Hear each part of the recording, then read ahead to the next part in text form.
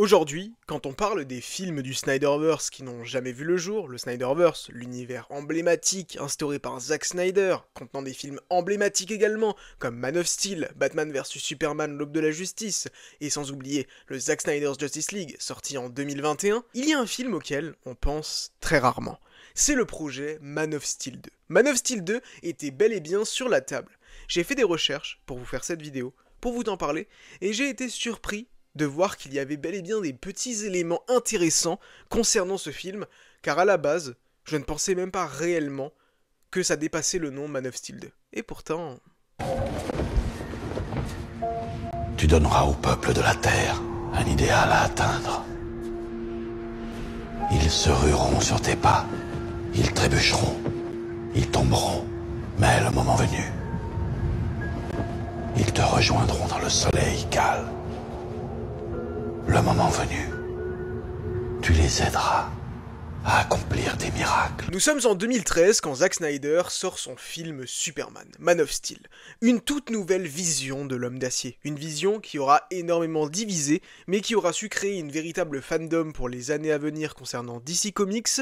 Une vision ancrée dans un univers bien plus réaliste, à la manière des films de Christopher Nolan qui mettaient en vedette le Chevalier Noir. Cette fois-ci, l'homme d'acier venait s'ancrer parfaitement dans un univers tel que le nôtre. En d'autres termes, c'est comme si demain, on apprenait qu'un Superman existe dans notre monde actuel. C'était exactement la même chose. Récoltant juste un peu moins de 700 millions de dollars au box-office, pour un premier film d'un univers partagé, c'était plutôt un succès. Rapidement, une suite a été commandée, Man of Steel 2, mettant toujours en vedette Henry Cavill dans le rôle de Superman. L'idée était en fait de développer réellement davantage le personnage de Superman avant de l'incorporer avec d'autres héros. Néanmoins, Warner Bros, qui à l'époque était véritablement sous une direction calamiteuse, a fait le mauvais choix de vouloir trop concurrencer Marvel, qui s'apprêtait à sortir un film Captain America Civil War, opposant deux légendes du MCU, Captain America et Tony Stark Iron Man.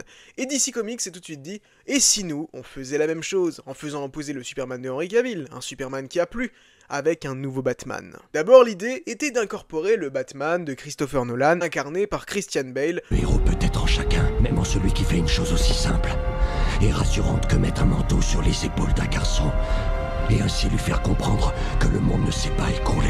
Bruce Wayne.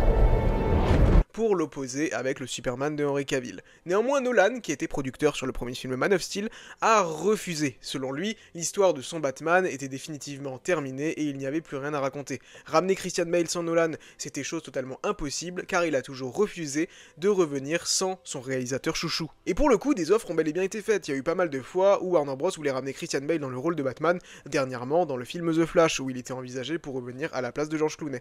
Mais il a dit non, et c'est plutôt bien. Ainsi donc est casté le Batman de Ben Affleck. Le Batfleck qui aujourd'hui pour beaucoup est devenu une véritable institution et leur Batman préféré sans aucun doute. Même moi, c'est un Batman que je surkiffe. Warner lance Batman vs Superman, Dawn of Justice. Un film tout bonnement incroyable, mais en avance sur son temps. Zack Snyder a pris de grosses libertés dans ce film, notamment par rapport au personnage de Batman, qui a un trait radicalement différent des autres Batman, à savoir que lui, il tue. Néanmoins, ce n'est pas le propos, bien qu'une vidéo sur BVS arrivera à un moment ou à un autre, c'est inévitable. D'ailleurs, dites-le moi dans les commentaires, j'en profite également pour vous inviter à vous abonner à cette chaîne, à laisser un pouce, à activer la cloche, et comme dit, à me dire dans les commentaires si vous souhaiterez d'autres vidéos de ce genre sur d'autres films, Marvel, DC, et précisément sur lesquels. L'idée avec ce BVS, c'est de poser clairement les bases de Batman, mais surtout de poser les bases de la Justice League, car rapidement un film était prévu de sortir, le film Justice League, un film calamiteux qui mérite une vidéo, voire plusieurs vidéos, rien que sur lui. Concentrons-nous sur Man of Steel 2. Dites-vous qu'initialement, on parlait bel et bien de Man of Steel 2, mais même d'un Man of Steel 3. L'idée était véritablement, comme le modèle Marvel, de faire des trilogies centrées sur les héros, à savoir une trilogie Batman, mais surtout une trilogie Superman, Man of Steel 2, Man of Steel 3. C'était le plan prévu à la base par le grand cinéaste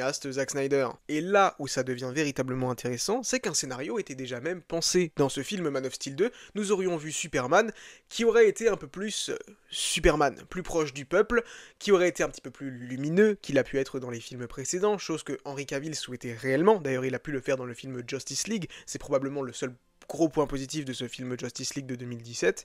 Néanmoins, dans ce film, nous aurions vu Superman affronter nul autre que le grand Brainiac. Brainiac qui aurait même libéré les Kryptoniens enfermés dans la zone fantôme à la fin de Man of Steel, tels que par exemple Faora. Et Faora aurait même fini par s'allier avec le Superman de Henry Cavill afin de combattre Brainiac et de le vaincre. Brainiac qui est clairement le grand vilain de Superman et de DC Comics que beaucoup de fans rêvent de voir et qu'on n'a encore jamais véritablement pu voir sur grand écran, peut-être dans le DCU de James Gunn, selon certaines rumeurs. Et du coup, introduire le personnage de Brainiac dans ce film aurait été une grande première pour le cinéma, peut-être même qu'il aurait été un petit peu plus important à long terme, ça on ne le saura malheureusement jamais. Et vous trouverez très peu d'acteurs aussi incroyables que Henry Cavill. Parce que Henry Cavill, le moins qu'on puisse dire, c'est que pour son rôle de Superman, il s'est donné à fond. Il a refusé de prendre des stéroïdes, refusé qu'on retouche son corps en post-production. Non, il voulait représenter Superman de manière authentique. Un max de sport, un max de dinde, et surtout, un maximum de Superman. Et surtout, malgré les incertitudes quant à son personnage, même lui n'aimait pas forcément toutes les directions qui étaient prises, mais gardait quand même confiance en Zack Snyder qui lui promettait réellement de devenir ce Superman lumineux à un moment donné, Cavill est toujours resté fidèle au personnage de Superman et a toujours voulu l'incarner à la perfection, et ça on ne pourra jamais lui enlever. Il fait partie de ces rares acteurs qui sont véritablement proches de leur personnage et prêts à tout pour le public. Néanmoins, vous connaissez la chanson.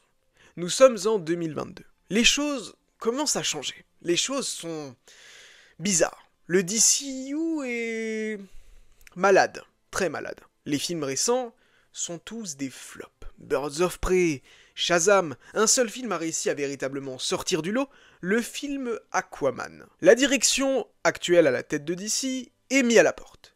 Pamela Abdi et Michael De Luca sont ramenés comme étant les grands sauveurs de DC, ceux qui devaient absolument limiter la casse et repartir sur de bonnes rails. Leur objectif, ramener le Superman de Henry Cavill, ramener le Batman de Ben Affleck, ramener la Justice League de Zack Snyder, et qui sait, peut-être même Zack Snyder par la même occasion. Nous sommes en octobre 2022, quand sort le film Black Adam. On ne pourra pas le vaincre. Mais si on renonce, alors l'humanité tout entière est condamnée. Un mauvais plan vaut mieux que pas de plan du tout. Et là, il ne fallait pas quitter son siège avant la fin du générique, car une scène spéciale était ajoutée. Une scène qui a fait fantasmer le public. Le retour du Superman de Henry Cavill. Ça faisait longtemps que personne n'avait mis le monde à ce point sur les nerfs.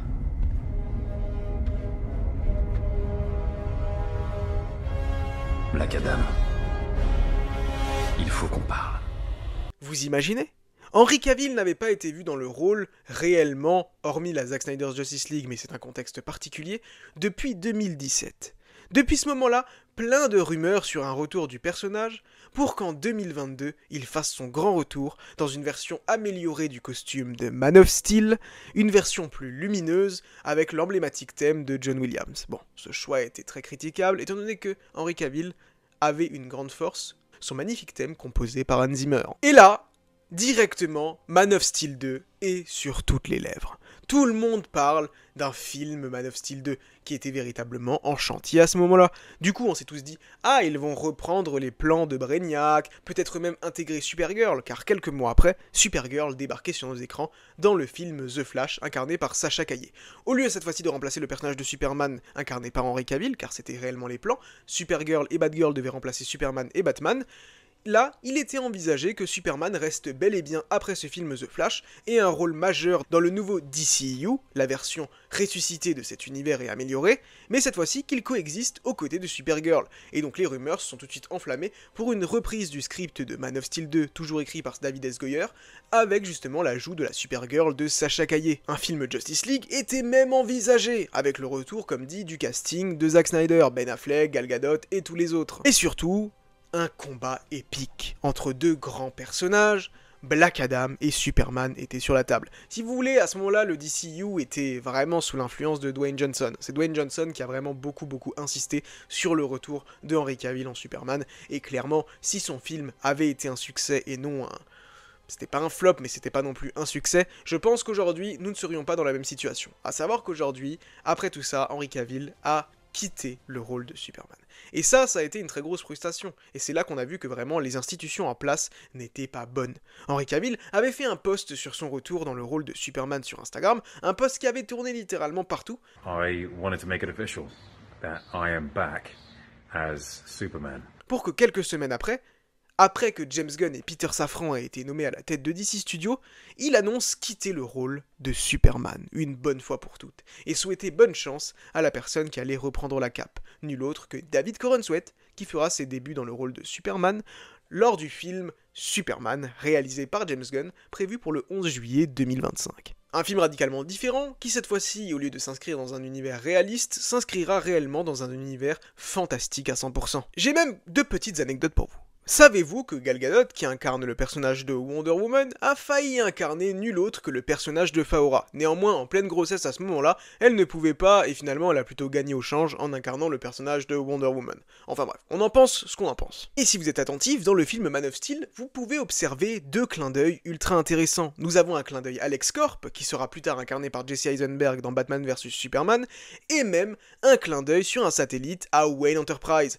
qui comme dit, verra l'arrivée de Bruce Wayne Ben Affleck dans le 2e film Batman vs Superman. Parlons désormais de l'avenir. Comme je vous l'ai dit, un film Superman est en développement du côté du DCU. Mais alors, Henry Cavill. Henry Cavill est engagé sur d'autres projets. Si vous voulez mon avis personnel, je trouve que c'est un acteur excellent qui mériterait réellement d'être impliqué dans de meilleurs projets et qui, je pense, choisit pas forcément toujours bien ses projets, ou en tout cas peu de ses projets qu'il choisit réellement finissent par voir le jour. Maintenant, un retour en Superman est-il envisageable? J'ai envie de vous dire que nous sommes à Hollywood, et qu'Hollywood nous a montré ces dernières années, notamment dans l'industrie des films de super-héros, que rien n'est impossible. Prenons le retour de Tobey Maguire et Andrew Garfield dans les films Spider-Man No Way Home, qui aurait pu le voir venir. Prenons le retour de Michael Keaton dans le rôle de Batman, presque 30 ans après son rôle dans les films de Tim Burton. Le retour de Hugh Jackman récemment dans Deadpool et Wolverine, Patrick Stewart, enfin bref, la liste est longue et elle est interminable. Donc j'ai envie de vous dire que l'on ne sait jamais de quoi l'avenir sera fait, et qu'il n'est pas du tout impossible qu'un jour, venu du multivers, le Superman de Henry Cavill fasse son retour. C'est ce que le symbole représente. Le symbole de la maison des L veut dire espoir. Et en lui réside cette conviction fondamentale que chaque personne a le potentiel d'être une force pour le bien. Respectons le passé et concentrons-nous sur le futur.